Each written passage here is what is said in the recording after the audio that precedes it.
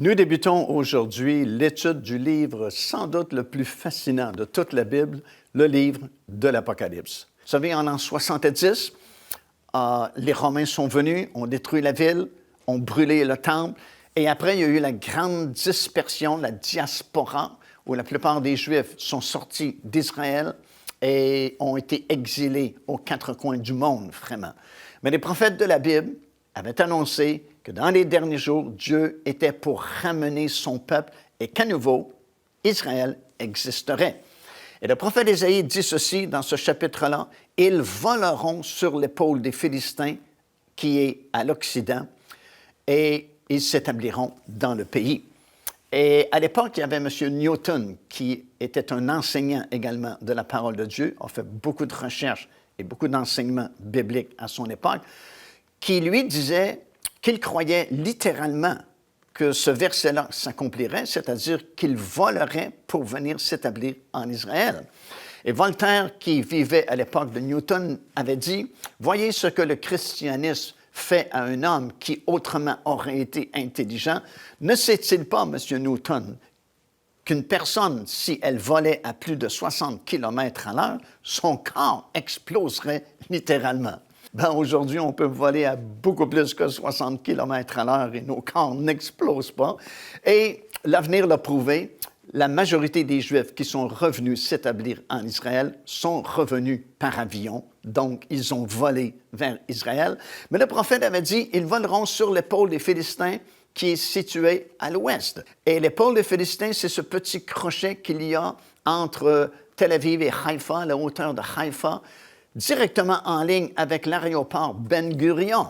Alors, non seulement ils ont volé pour revenir s'établir en Israël, mais à peu près tous les avions qui ont atterri à Ben Gurion ont emprunté ce corridor-là, ont volé au-dessus de l'épaule des Philistins, comme on l'appelait à l'époque, à la hauteur de Haïfa, pour venir atterrir sur le tarmac à l'aéroport Ben Gurion. Alors, la prophétie s'est accomplie à la lettre, et évidemment, Ésaïe, à son époque, ne pouvait absolument pas savoir qu'un jour, il y aurait des avions qui existeraient et que les avions voleraient dans ce corridor-là au-dessus de l'épaule des Philistins. En fait, le livre de l'Apocalypse est le livre par excellence en ce qui concerne les événements de la fin. Et cette révélation-là a été donnée à l'apôtre Jean, qui, lui, avait été exilé sur la petite île de Patmos à cause du témoignage qu'il avait rendu au Seigneur Jésus-Christ. Il y avait, bien sûr, au début de l'histoire terrestre de l'Église, beaucoup de persécutions contre l'Église du Seigneur.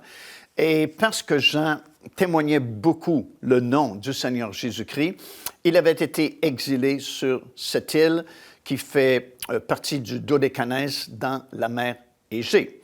Et sur cette île, il y avait beaucoup de prisonniers, il y avait des malfaiteurs, mais il y avait aussi des prisonniers politiques. Et Jean était un de ces prisonniers politiques sur l'île de Patmos. Et peut-être parce qu'il était déjà avancé en âge, s'attendait à finir ses jours sur cette île. Mais le Seigneur avait choisi de révéler à cet homme le plan de son retour, de l'établissement de son royaume sur la terre.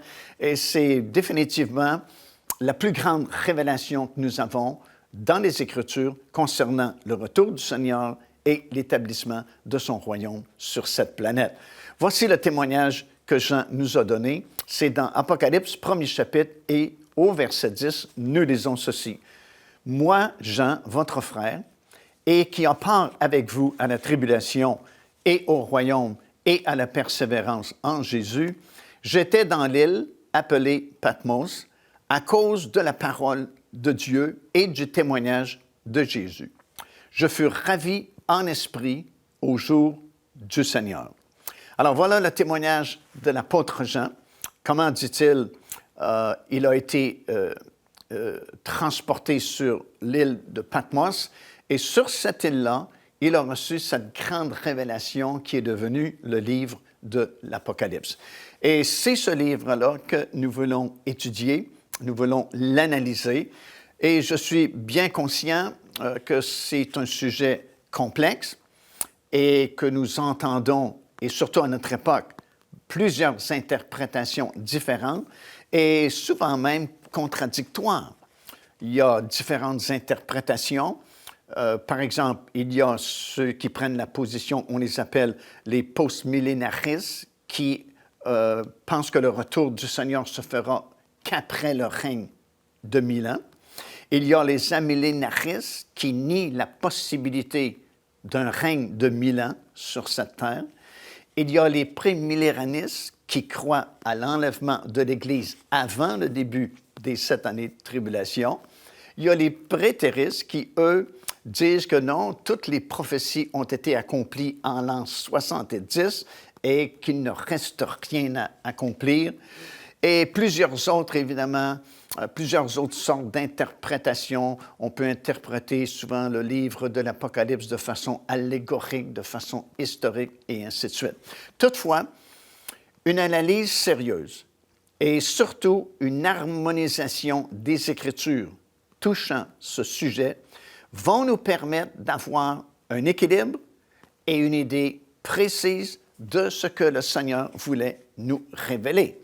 Parce qu'après tout, si nous faisons nos devoirs, si nous nous intéressons sérieusement à la parole du Seigneur et à ce livre-là, ben, vous savez, le Saint-Esprit ne se contredit pas lui-même et le Seigneur n'est pas un Dieu de confusion, mais plutôt de révélation. D'ailleurs, Jésus avait dit, lorsque l'Esprit sera venu, il vous conduira dans toute la vérité.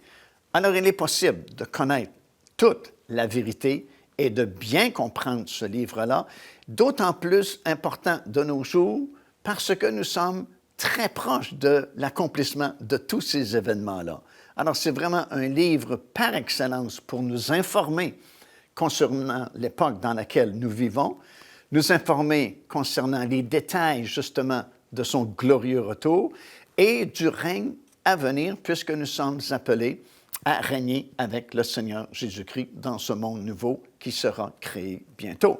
Alors, ce que j'aimerais faire, c'est partager avec vous la somme des connaissances que j'ai acquises au cours de ces nombreuses années d'études et de recherche dans le domaine de l'eschatologie. Et finalement, il y a certaines choses, il y a certaines vérités fondamentales que nous devons savoir afin de bien comprendre le livre de l'Apocalypse et les nombreuses prophéties qui concernent les derniers jours.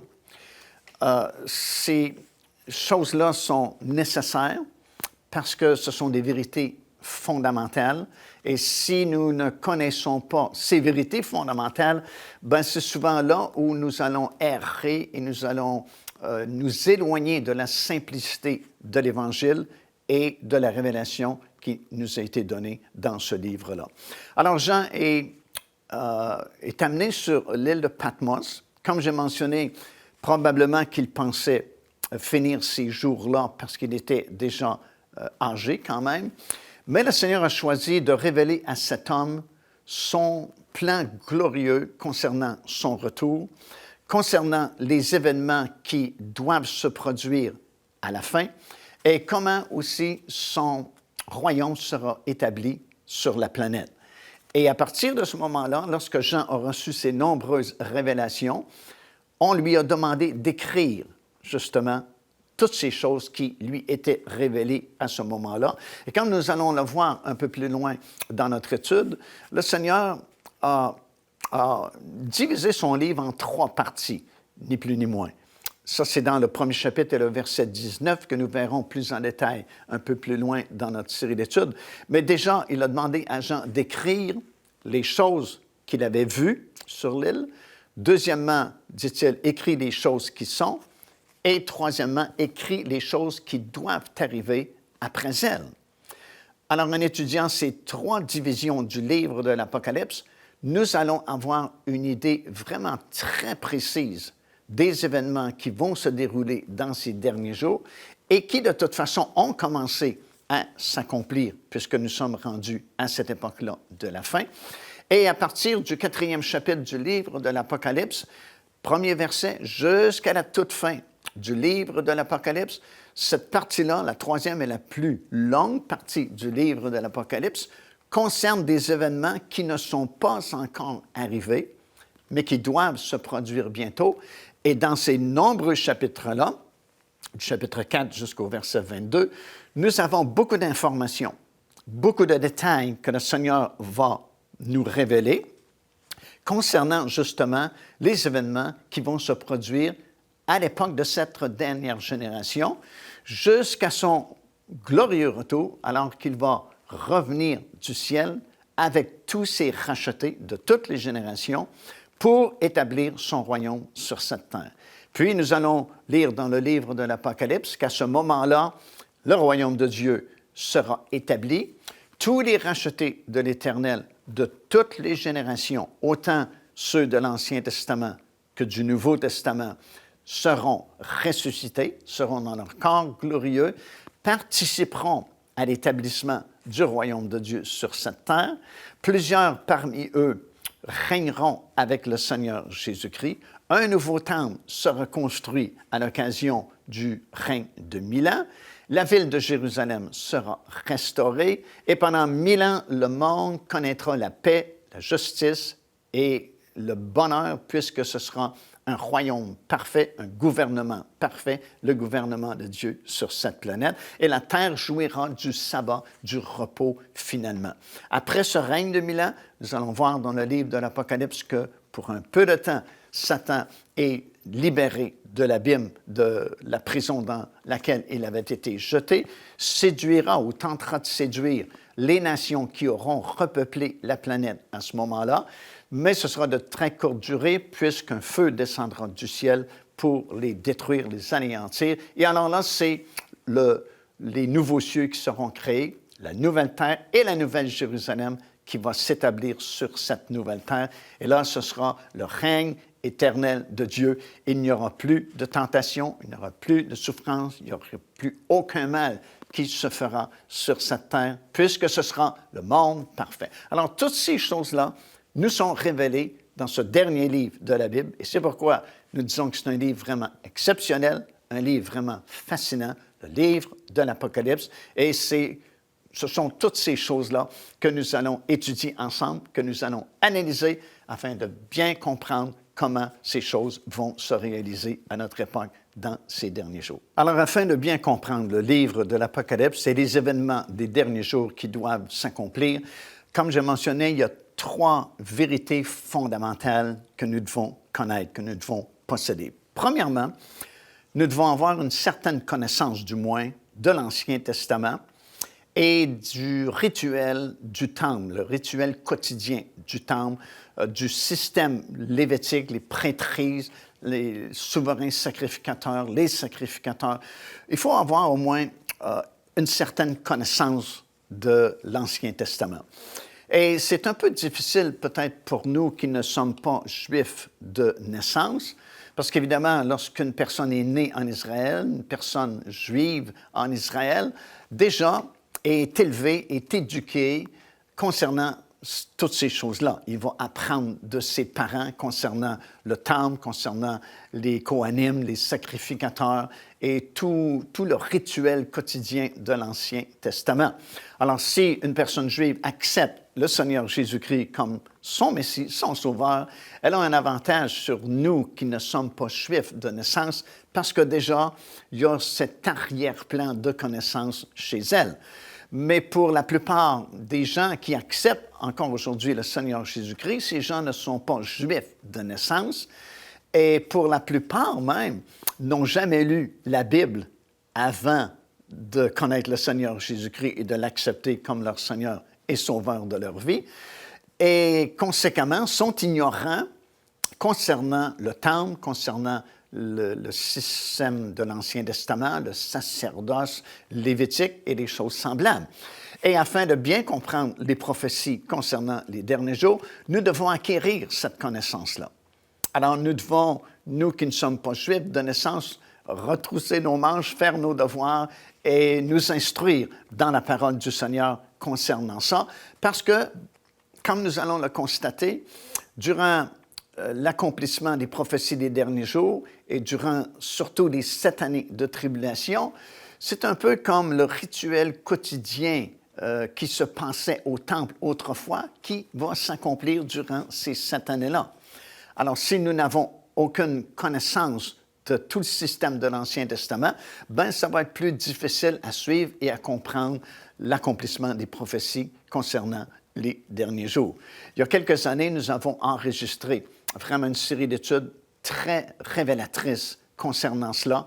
Le titre de cette étude, c'est « Racines hébraïques de l'Église ». Et moi-même, j'avais été invité il y a plusieurs années afin d'être l'orateur principal dans une grande convention sur ce thème-là, les racines hébraïques de l'Église. Et lorsque la personne m'a parlé au téléphone pour m'inviter, dans ma tête, j'avais l'intention de dire non parce que je ne possédais pas assez de matériel pour tenir comme orateur principal pendant toute cette convention. Mais dans mon esprit, ça me disait de dire oui. Et j'ai finalement dit oui, mais je demande au Seigneur de vraiment m'aider à recevoir beaucoup plus de révélations concernant ce sujet-là. Et c'est ce que le Seigneur a fait. Et ça a donné cette grande série d'études, à peu près 15 heures d'enseignement, sur ce thème-là, les racines hébraïques de l'Église.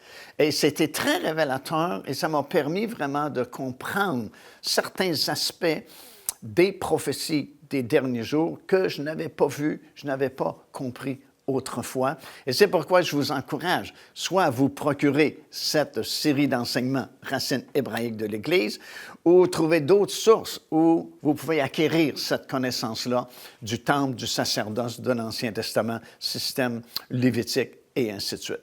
Deuxièmement, on doit acquérir également la connaissance du système des semailles et des moissons en Israël, parce que lorsque Dieu a établi ce système-là pour son peuple, alors qu'il l'a libéré de l'Égypte pour le conduire dans le pays promis, le pays de Canaan, il lui a enseigné le système des semailles et des moissons dans le pays de Canaan.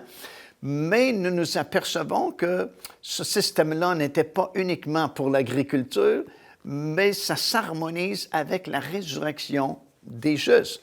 Nous allons expliquer plus en détail, un peu plus loin au cours de notre étude, le système des moissons en Israël, les 3 grandes moissons annuelles, l'orge au début de la saison, le blé au cœur de l'été et les autres fruits à l'automne comme les raisins, les dattes et ainsi de suite, les olives. Et ces 3 moissons annuelles avaient été établies dans le pays d'Israël. C'était 3 moissons qui se répétaient à chaque année, qui coïncidaient avec les 3 grandes fêtes annuelles également que Dieu avait établies pour son peuple, la Pâque, la Pentecôte et la fête des Tabernacles. Mais non seulement ces choses-là, c'était pour l'agriculture, mais ça s'harmonise aussi avec la résurrection des justes. Et encore là, il y a beaucoup de confusion concernant les résurrections, la résurrection des justes et la résurrection des injustes. Mais lorsque nous comprenons le principe des semailles et des moissons en Israël, ben, tout va s'éclairer, tout va devenir beaucoup plus simple, beaucoup plus facile à comprendre, comme nous allons l'expliquer un peu plus tard. Troisième chose fondamentale que nous devons absolument savoir, c'est justement, comme j'ai mentionné précédemment, cette division que le Seigneur Jésus-Christ a faite lui-même de son livre, le livre de l'Apocalypse, tel que nous le lisons dans le premier chapitre et au verset 19. Dès le début du livre de l'Apocalypse, dès le début de cette grande révélation que Dieu va donner à l'apôtre Jean, le Seigneur Jésus lui-même va diviser le livre de l'Apocalypse en 3 parties. Première partie, il a dit à Jean, « Écris les choses que tu as vues. » Cette première partie comprend le premier chapitre du livre de l'Apocalypse. Puis il a dit, « Écris au sujet des choses qui sont. » Les choses qui sont nous sont relatées dans le 2e et 3e chapitre du livre de l'Apocalypse et concernent l'histoire terrestre de l'Église du Seigneur Jésus-Christ. Et la 3e et plus longue partie du livre, c'est à partir du 4e chapitre jusqu'à la toute fin du livre de l'Apocalypse, écrit les choses qui doivent arriver après elle. Alors, vous avez 3 divisions du livre de l'Apocalypse qu'il faut absolument respecter D'une part, parce que c'est Jésus-Christ lui-même qui a fait ces trois divisions-là, et que, deuxièmement, si nous ne respectons pas l'ordre dans lequel le Seigneur a divisé le livre de l'Apocalypse, ben, c'est là que nous allons entrer dans beaucoup de confusion. Et souvent, nous lisons des livres ou nous écoutons des enseignements concernant les prophéties de la fin et le retour du Seigneur Jésus-Christ, soit sur DVD ou autres moyens. Et les gens vont nous dire, par exemple, ben, nous sommes déjà dans l'accomplissement du troisième cavalier du livre de l'Apocalypse, le sixième sceau, le cinquième sceau, le quatrième sceau.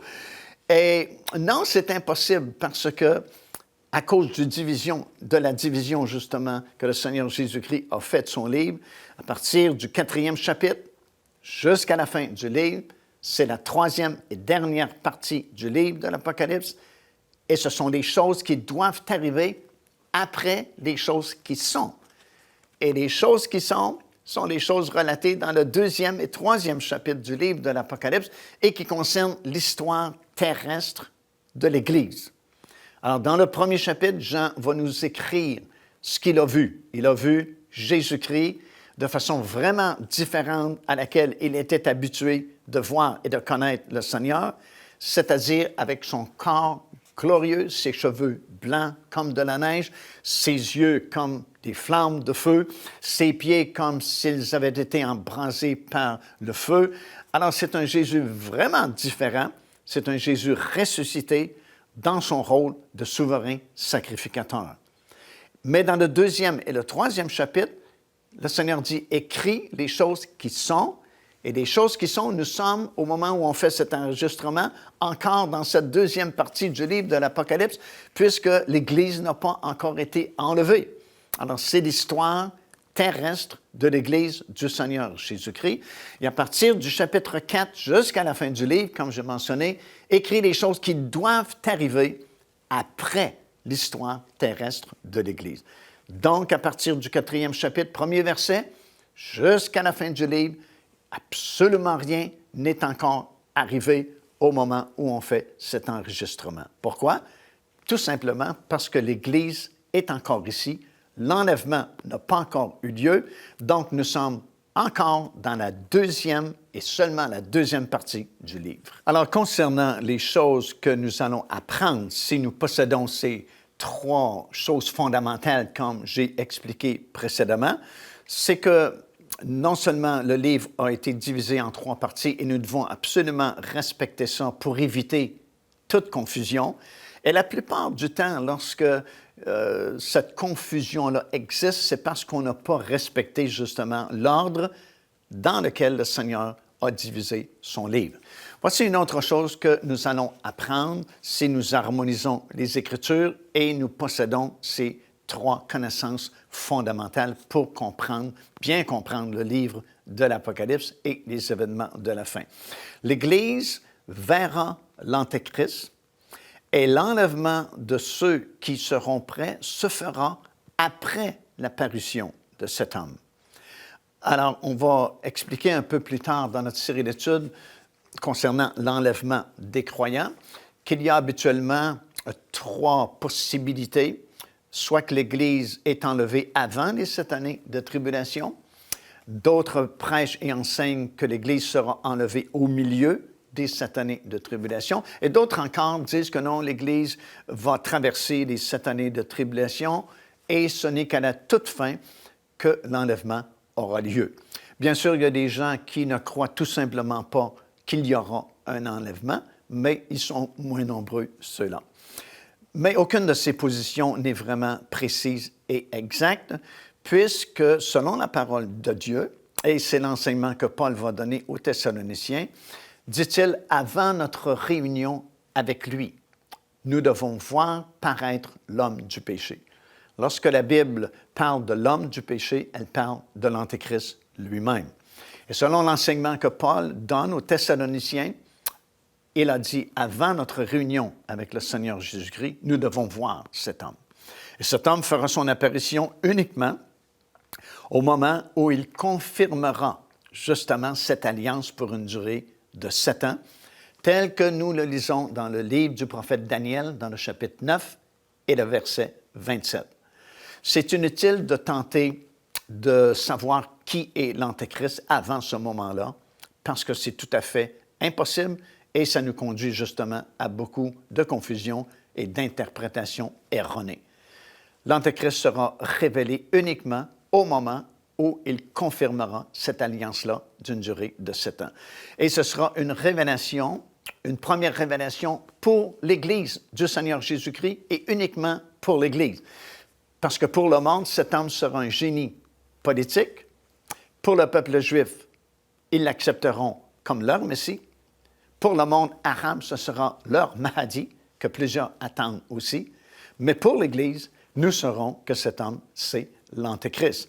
Il y aura une deuxième révélation de l'Antéchrist au milieu des 7 années de tribulation, alors qu'il se proclamera lui-même Dieu, s'assoyant dans le lieu très saint du temple qui sera à ce moment-là reconstruit à Jérusalem, et alors que le faux prophète demandera aux gens de se faire une image de la bête qui avait reçu la blessure mortelle et qui pourtant vit quand même, le peuple juif saura à ce moment-là que ça ne peut être leur Messie, et il y aura cette deuxième révélation de l'Antéchrist qui sera faite vis-à-vis le peuple juif. Mais au début, la première révélation de l'Antéchrist, c'est pour l'Église du Seigneur. Nous saurons que c'est lui, cet homme, à ce moment-là, lorsque la confirmation de l'Alliance aura lieu. Alors, l'Église ou les croyants ne peuvent être enlevés avant l'apparition de cet homme-là. C'est clair, c'est facile à comprendre, c'est écrit noir sur blanc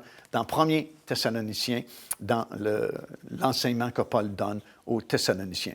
Quatrièmement, nous allons comprendre que tous ceux qui, présentement, font partie de l'Église ne seront pas nécessairement et automatiquement tous enlevés lorsque cet événement glorieux se produira. Et nous allons revenir là-dessus parce que c'est souvent des questions qui sont posées. Est-ce que ce sont tous les croyants qui seront enlevés lorsque la trompette va sonner? Encore une fois, nous allons voir, examiner ce que la parole de Dieu dit vraiment.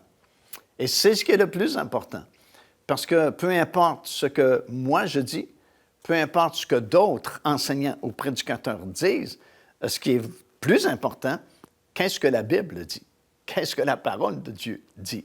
Et souvent, nous réalisons malheureusement que beaucoup d'enseignements que nous entendons, beaucoup de paroles qui sont prononcées, ce ne sont que des échos de ce qui a déjà été dit et qui ne sont nécessairement pas ce que la parole de Dieu a enseigné.